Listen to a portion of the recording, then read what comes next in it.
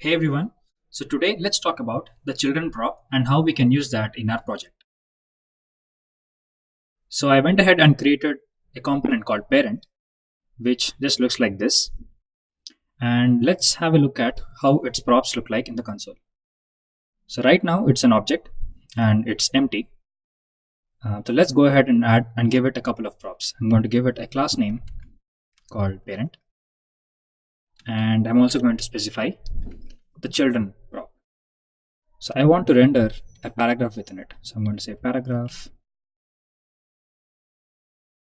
right? And now we see that the props object has two keys, children and class name. And the children object is nothing but this p tag that we added over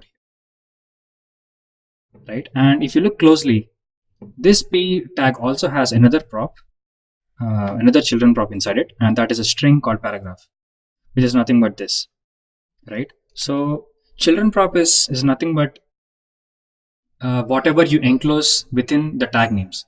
So that means that not only can we add a children prop like this, we can also add it using the standard HTML way of doing it.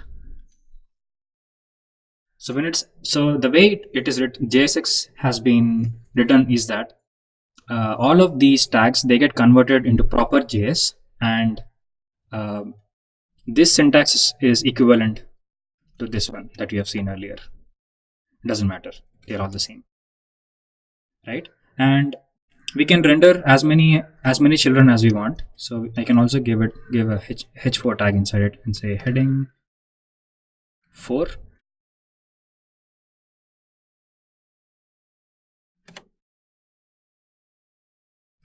So now if you explore the children props again, earlier it was an object, now it's an array. So there are two children, and the first one is the h4 and the second one is this paragraph.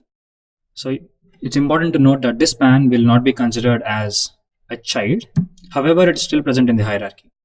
So only the immediate children show up inside the children object.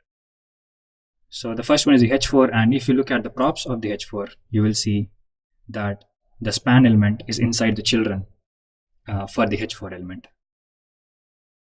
So that is how you add props, children as props to a component. So how do we use the children props inside the render function? So you can render the children wherever you want, but I just prefer putting them inside a div. And all I need to do is say this dot props dot children. Now our children elements get rendered on the screen, right?